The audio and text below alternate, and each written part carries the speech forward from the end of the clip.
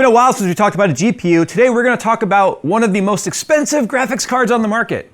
No, it's not the Astral. It's the Matrix. Are you ready for a red pill or a blue pill? Clearly it's a red pill. Actually looks like a red pink. Yeah, just like the Matrix, I guess if there's one thing we've learned is ignorance is bliss. I don't want to be someone important. I want to be rich.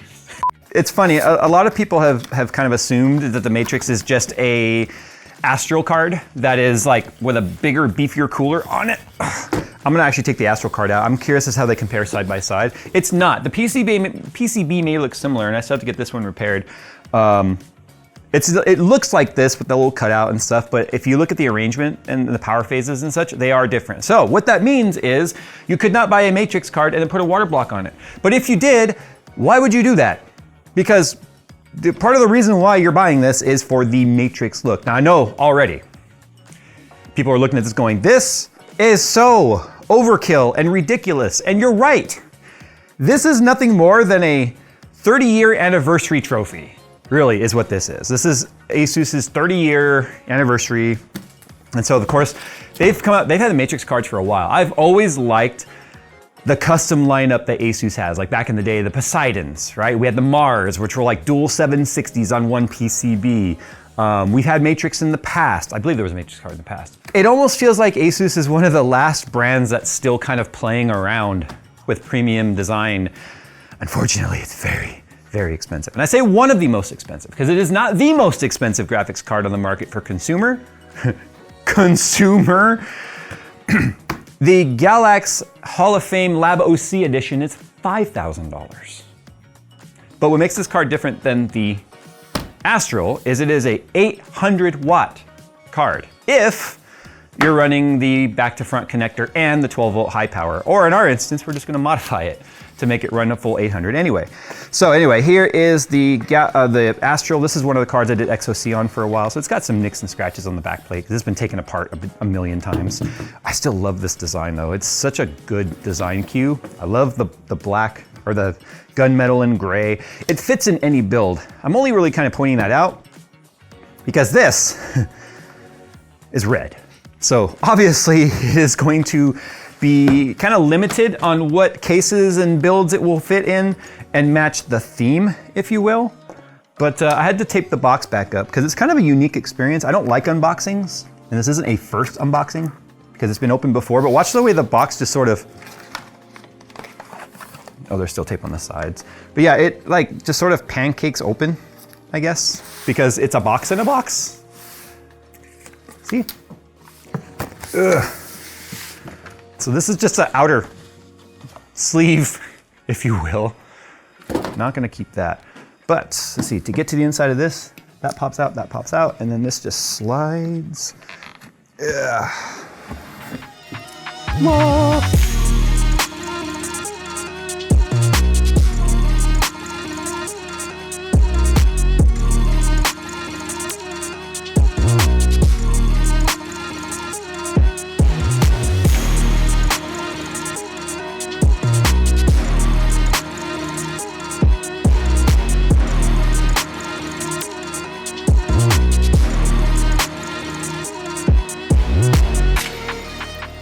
Dimensions wise,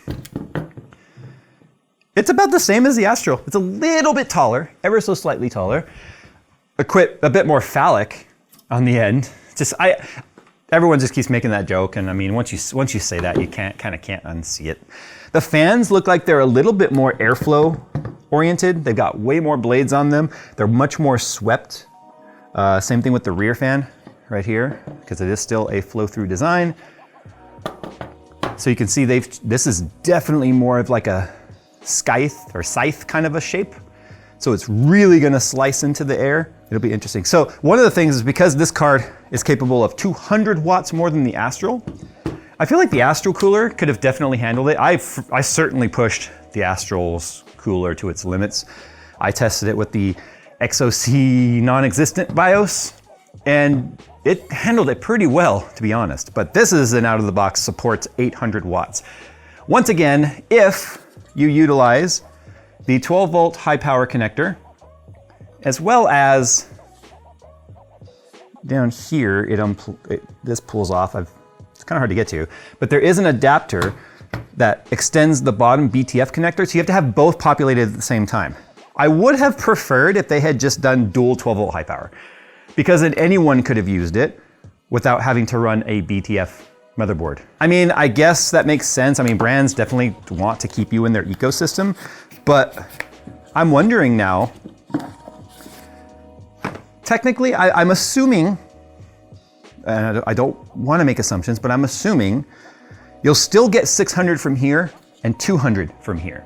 Because I would be a little concerned of like, how much power are we pulling through the motherboard? And if you're gonna be pulling that much power through your motherboard, is there supplemental 6-pin or 8-pin power that you plug into the motherboard to supply that? Or is that coming from the 12-volt high power of the EPS? So I don't know, because I don't have one of those boards. Anyway, is this gonna be the, oh, these are kind of, this is a deck of cards. But look, this is the kind of stuff I like to see from brands that definitely lean into their past. So it is a deck of cards where every card is like an old product of theirs, which is kind of neat. I mean, that's cool, I guess. GPU support, which might be necessary in some, oh no, wait, this is a tool? Wait. This is a GPU. Oh, it's both. Yeah, it's like a GPU stand. Slash multi-tool? That's yeah. Pretty sick, actually. So, are they promoting us taking the card apart? Because these look like they're all the fittings you would need. We've got some Torx, we've got some flathead, and we've got some Phillips. So it's a tool and a GPU support. I'm just looking for the adapter. What is this, just like a coin? I thought it was like a POG at first. That's what we're looking for right there. Does look like a slammer, huh? Yeah. Okay, so we've got some extra screws. Not sure what that's for. We got some Velcro straps. ASUS is obsessed with giving you rulers. ASUS loves to give you rulers with stuff. I don't know why. It's another support of some sort. Oh, I think I can see what it's for. There's two screws. Oh, look at that. So does it go this way? Yeah, that's why it is. Who the hell would put this in a server? Why? Those are kind of neat though, I guess, if you're gonna modify and maybe make your own tie-in points for, say, anti-sag. Let's go and talk about the elephant in the room. We've all seen the reports of it is slightly off-centered 12-volt high power plug with a very tight shroud around it, meaning some 12-volt high power connectors aren't fitting into that. Now, what you do get with it is the really ugly adapter. So it's a very snug fit for sure. But yeah, you can see right there, if you look closely, it's definitely closer to this side than it is to this side. It's interesting because the Astral also has a pretty thick like shroud around it, but it's more centered and more open on the bottom. I'm curious if any of my plugs are not gonna fit that. Okay, so in terms of cable compatibility, this is just the Amazon extension cable I've been using, as you can see, with the Astral card. Fits in there, no problem whatsoever, no impact, right? Doesn't pull out, doesn't hit the sides or anything. Same thing will be the case here. Fits into this guy just fine, no problem, because it's just a standard size connector, right? It's pretty standard. Enter the cable mod Stealth Sense. This Stealth Sense actually has some fail-safe built into it, and that's one of the reasons why this is so big and chunky. Now, you can see it has a regular size connector there, and then this big part that sticks out. This is gonna fit in the Astral just fine. One, it's kind of reverse, so this one will have to go up. Like technically, if you wanted to go on the bottom kind of cleanly, you'd need the reverse like that, right? But for demonstration purposes, this one goes up, and it fits in there no problem. I don't know if this being more recessed will be a problem for this connector. Yeah. So that's something you need to be mindful of. Anything other than standard connectors is gonna be a problem. Now here's another Stealth Sense cable. The difference is this one terminates to 3 PCI Express on one end. This one terminates from the Stealth Sense to a standard size. Now this is not nearly as pretty, but if you find yourself in this scenario, all 3 of you maybe that might be shopping for this, that side won't fit, but if you're running a power supply that does have a 12-volt high power connector or 2x6 on the power supply end, and this doesn't interfere with any other cables near it, if you have to go upside down, you could plug this end into the power supply and at least be up and running by plugging the uglier end into the graphics card. Okay, you'd be up and running until you can find a cable solution that works. It's one of those things that kind of stinks if you pay $4,000 for a graphics card and you find yourself in this scenario. Now, let's talk about other scenarios here real quick. I am gonna benchmark this card real quick. I wanna see how much additional performance we get out of it at 800 watts. But I don't have a BTF board, which is required for that. So what we're gonna do is, I'm not gonna even benchmark it at stock. Let me tell you why. All 5090s at 600 watts perform within like 1% of each other because they hit that 600 watt limit before they ever hit any other limits. That's just the nature of the card. That's why when we were doing the XOC stuff, I was able to push the card to well over 3,500 megahertz because we still were hitting power limit before we were even hitting voltage limit. That's how crazy the design is for the 5090. So for the sake of time, I haven't even thrown the Astral card through a benchmark run. Because when I first got the Astral card, I was like, right to XOC, let's go. Who cares about the benchmarks? I care about world records and stuff, which I think we're still in the top 10. And I have scores I never uploaded that would put me back up to like top 5, but I just don't even care anymore. But I need to pull all the plastic and stuff off of this. But what I wanna see is a couple of things. One, I'm curious as to how the temperatures perform on this. It appears to be a denser cooler. The fins are definitely closer together than they are on the Astral. So you'll need to get some pickup shots of them top and bottom. Doesn't look like it's any longer or anything, but I'm not too sure what is different about the, oh, it's also liquid metal, I believe, if I'm not mistaken. I do believe it to be a liquid metal solution on here where this is not, this is thermal paste. So there's also another reason why I don't want to take the cooler and stuff off is I don't want to break that liquid metal seal. There should be a moat around it, but I don't have any, I do actually have Der Bauer's liquid metal to reapply it. But if I'm doing temperature testing, I need to do it with the way it comes out of the box. But I also, after I peel all this plastic off, need to modify this. Come on, this should pull off. Because this is what's going to allow me, holy crap, that's on there tight. Nice. Ejecto Adaptero, cuz. So I'll be modifying this to fool the card into believing it is plugged into a BTF board. ASUS already knows I'm gonna do that because Der Bauer already did it. And I now have my schematics, which we took right from his video. I'll be using the adapter here, as you can see, to solder the sense jumpers to fool the card into thinking that it is plugged into a BTF board. And the funny thing is, because the BTF connector and the 12 volt 2x6 connector share circuitry, it will still pull 800 watts. If I was to run like GPU tweak, it would freak out because it's like, bro, there's no amps coming from the motherboard side. And then my PMD2 is gonna freak out. It is going to send every alarm possible. I might even ruin the PMD, but I just want to verify that we are pulling the right watts. Right, because we haven't ever used the PMD on an XOC card, right? No, and we've had it scream at us on stock cards that will, with overclocks, like some of them can actually spike more like, so here's the thing, it'll say 600 watts in the software, but it's really pulling like 620, 630 through the wire. So it might very well be mad and scream at us. So, all right, let me modify the adapter. Rolling.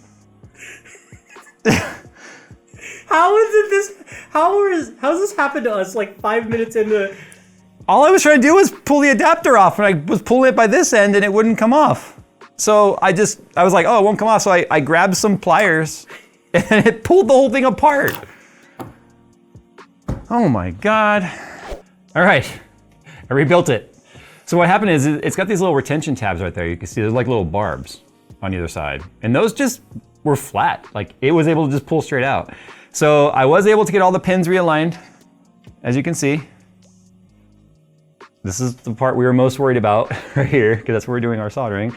And then it doesn't matter for the 12 volt and ground rail right there, but the sense wires, as you can see. So everything worked and I was able to rebuild it. It came apart further because there's like a metal rail in there that fell out too. So anyway, I hope we're good. I kind of want to test it, but I don't want to. I don't know why it's sitting so like snug in there. I want to point this out though. I love how fat the blade is for the 12 volt in the ground on either side. Like that's how the connector for the 12 volt high power should have been. Something like this. Just can carry more amps across it safely, I think. It's not the prettiest, but it'll do. That's what my wife said on our wedding day. Okay, she didn't really say that. But what we're looking for now is a Gen 5 riser, because it just dawned on me, oh yeah, I can't socket this into a regular motherboard with this hanging down. All right, so I have this on a Gen 5 riser. Okay, so I had to run the riser, otherwise that won't allow it to fit in the motherboard. So let me go over here. Oh man, the PMD is gonna get so mad at me right now. I'm gonna have to go into the settings and turn off the alarm, but I'll just let it alarm at first, so you can hear how alarming it is when it happens. If I suspect anything's gonna fail it first, what the hell? It might be the PMD, honestly, because I don't know if it's rated to the power that we're about to send through it. So we need to make sure it turns on and works with the adapter. All right, we have a signal. So, first thing we're gonna do is load up Heaven. But first, who would have thought this much mess is gonna be coming out of this video so far? It's pulling 667, so it's clearly going over.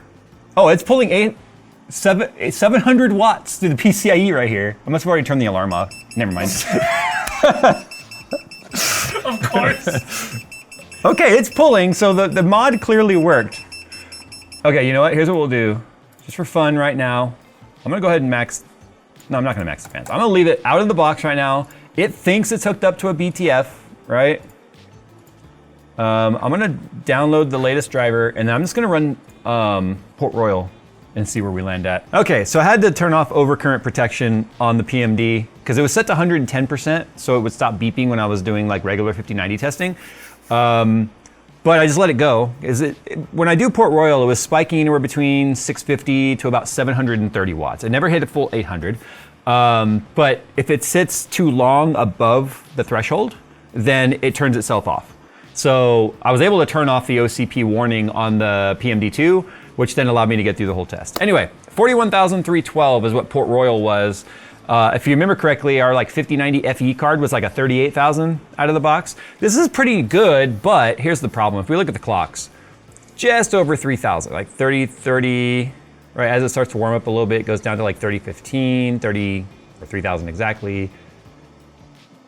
It never went, well, right there, went under 2992, 3,000, 3007. The thing is, stock 5090s can hit those numbers without needing to draw all that power. And so that's what's crazy about that is the fact that, one, the temperatures were still climbing a little bit. Look, it capped out 67 degrees at 700 watts. So the cooler is definitely doing its job, and that's stock fan curve. I haven't changed anything.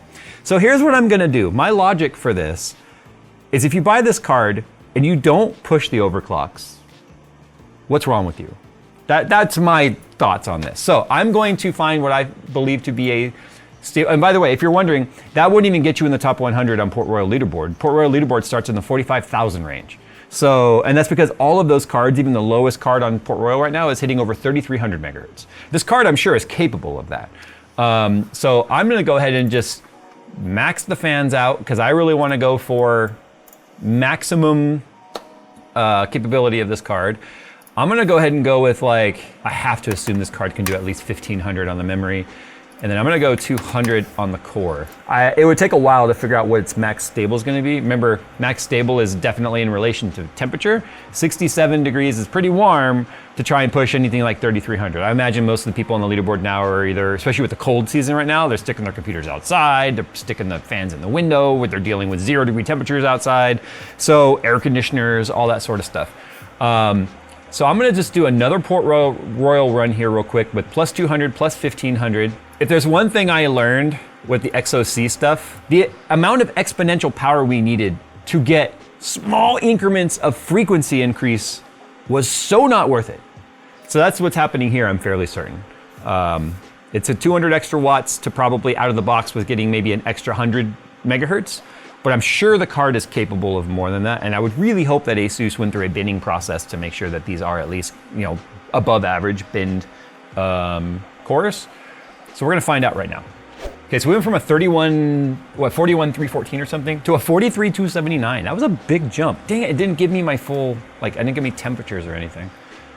Okay, I'm gonna kind of play around with this, see if I can't figure out where that max stable is, run the benchmarks, and we'll just see how it compares to like a 5090 FE at twice the money. Spoiler, it won't be twice the performance.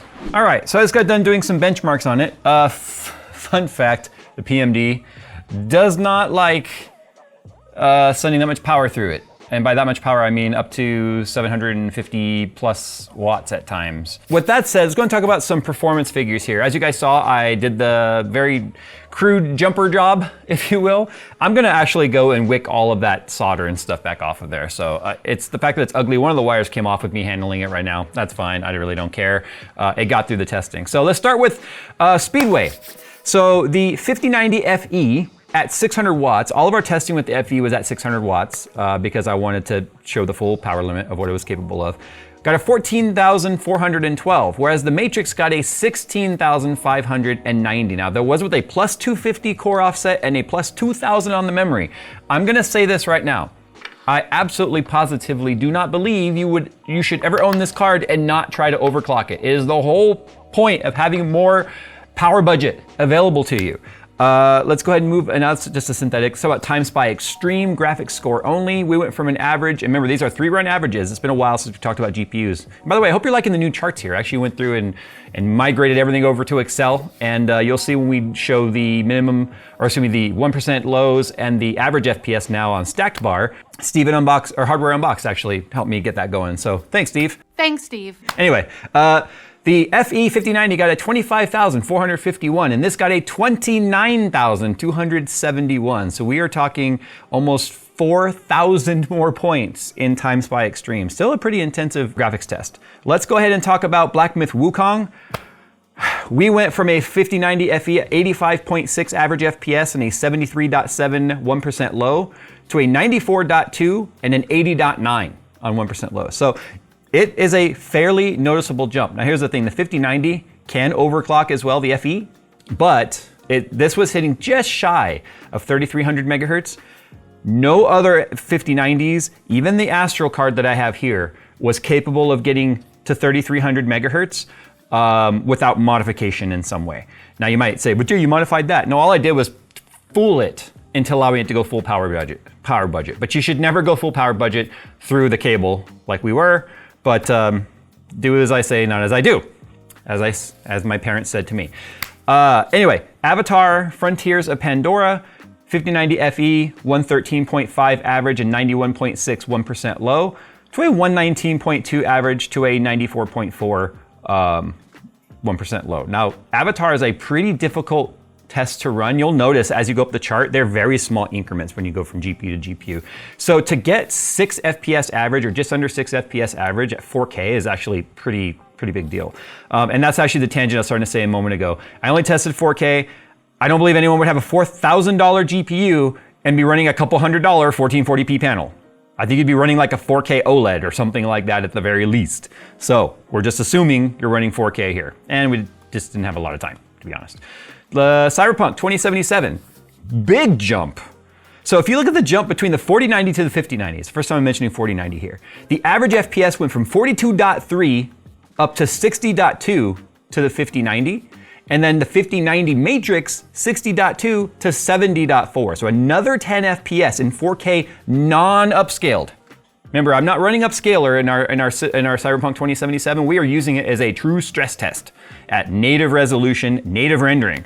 Here's the crazy part. The Matrix overclocked. It's 1% low at 60.4 is 0.2 FPS higher than the 5090 FE's average of 60.2. So Cyberpunk really benefited from the clock speed jump on this one. And this was one that was like pulling 700 watts like across the board on that test. Horizon Forbidden West, big jump on this one. So from 4090, we're gonna throw 4090 owners in under this train that's coming along the way. So 100.9 average FPS and 73.6 1% low to a 5090 FE was 122.4 and 79.8. So we actually had about 22% improvement from a 4090 to a 5090 FE. And then the 5090's 122.4 loses to the Matrix's 140 average FPS and a 92.31% low. So these, it's funny how the chart is just like kind of narrow, and then at the top it's like doing this. It's kind of crazy. For $4,000, I better do something like that. But anyway, F1 2024, 4K Ultra preset again. The 4090 was at 112.6 average versus the 5090's 153.3 average. Remember, this is 4K and this is ultra high preset. And then we gained another 25 FPS with the Matrix overclocked. So we went from 153.3 average to 178 even average. And then the 1% lows from 85.6 to 115.8 to 131.1. So just a massive increase, which is kind of crazy. Borderlands 3, absolutely loved this card. 4090 owners, I'm sorry. It went from a 126.4 average to 5090 FE's 172.7 average to the Matrix's 202.7 average. So it picked up another 30 FPS between a 5090 FE. That's insane. So that's all of them. The only reason I didn't do Stalker, which is part of our test bench run, is the system was just unhappy. This particular system was not happy by me sending that much wattage down the line. Now let's talk about temperatures real quick. I did want to do a power run so you guys could see just the ridiculous power envelope that this thing is. I showed you, at least on the PMD in real time, how it was drawing anywhere between the mid 6s up to the mid 7s. I never saw it actually hit the 800 watt, even though I even moved the voltage slider all the way out so it could hit full voltage sooner. That's just a kind of a stability move at the cost of power and temperature. It still never really went higher than about 760 watts as spikes. Obviously I need the PMD2 to measure that for you. So because the PMD2 was really not happy running at those at that particular power draw, I wasn't able to chart that for you. But temperatures, the hottest spike I saw was 58 degrees on this card with the fans at 100%. With the fans at normal, it was sitting in about the upper 60s, which is still crazy for the power limit versus the temperature. So the beefier cooler design coupled with the liquid metal is actually doing a pretty damn good job. Look, this is not an average consumer GPU. This is a trophy, and that should be viewed as such, a playable trophy, if you will. It still has little things I don't like about it. Like for instance, the little cover here for the 12 volt high power just slips out without any effort. Like I feel like it needs a rubber gasket or something to at least hold it in place. Like I honestly feel like if I shook this hard enough, it would just fall out. You guys saw what happens here with the bottom BTF connector, the extender, because you can't have it always sitting there, otherwise it would only ever work in BTF boards. Now I don't think you should get this card and run it in a non-BTF board, otherwise you don't get the full power limit of what you paid for, which is 800 watts. At that instance, I would rather spend, I guess you can get the Astrals now under 3K, which is crazy. They're like $2,800 now. Well, I say that like it's cheap, but it really has to do with perspective, right? And if you're comparing it to the Matrix, this is a bargain. I would never get this over this if you weren't running a BTF motherboard. And I didn't have that to test, so I have no idea what that BTF experience is like. I'm assuming it would be nice. Now here's the thing, they did launch BTF with the 4090 and such, but it wasn't like an additional power limit that was available to you. It just was a cleaner setup, where instead of having 12 volt high power or 12 volt 2x6, it was gone entirely and you used the BTF connector only. So with the 50 series, they kind of made it where with like the Astral BTF, you could use either the BTF connector or the 12 volt high power connector, but that was about choosing like your own adventure, right? This, you need to use both to get that power limit. So it's a bit different where it's not about cleaning up the wires, it was about having more power delivery to the card. I think like BTF is neat. I think ASUS is really leaning into BTF as part of some of their future spec. For this card, personally, they only made 1,000 of these. So already it's a very low productivity card in terms of how many were produced. So that's one of the reasons why it's so damn expensive. But I fully believe that this should have been a dual 12 volt 2x6 connector. So anyone that buys it could run it in any setup. But because it is a Halo product designed to showcase 30 years of ASUS's existence, it makes sense, I guess, that they would shoehorn it down into their ecosystem. I would still love it if ASUS would maybe make a dual 12 volt high power, or excuse me, 12 volt 2x6 connector Astral card just for XOC purposes. Galax did it. So there's that. But one of my biggest complaints though, honestly, is like you saw, because with the way the backplate is, this extender piece gets very sandwiched between the PCB and the backplate. So that's what's actually making it stick so hard. Now I'm hoping, I'm gonna just rip my wires off right here. Yeah, this is probably triggering people, that's fine. I'm hoping I was able to rebuild this in such a way that I'm able to pull it off right now without it coming apart. Let's see. Nope, it's just pulling the middle out again. See? At least that time it's not all bent up because I wasn't like sideways. So now, and then there's that middle piece I was telling you about that falls out. There's that. Fortunately, that piece is easily replaceable. But yeah, I just, I feel like it'd be damn near perfect if it was just dual 12 volt 2x6, just side by side.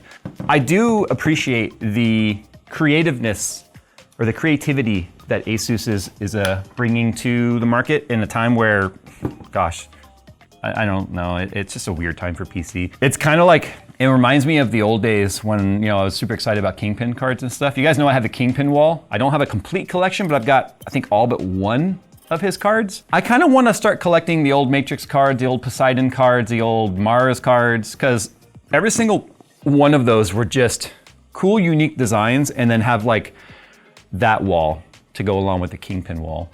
I don't know if I would throw this in a build, like particularly right now. I don't know if I have a build that would match with. I would want to see if I could find a way to make this red. I need to clean up this backplate big time, but to make this red and stuff look nice. What do you guys think I should do with this? I feel like it would need to be a BTF simply so that it can fully utilize its capability. All right, time to go. I'm not gonna bother putting a link to this. They're probably already all sold anyway. You'd be surprised, like when it talks about like people on Reddit that like actually were actively looking and buying these things. There's people with deep pockets still out there buying this stuff, or they wouldn't be making it. You guys comment down below how you feel about this card.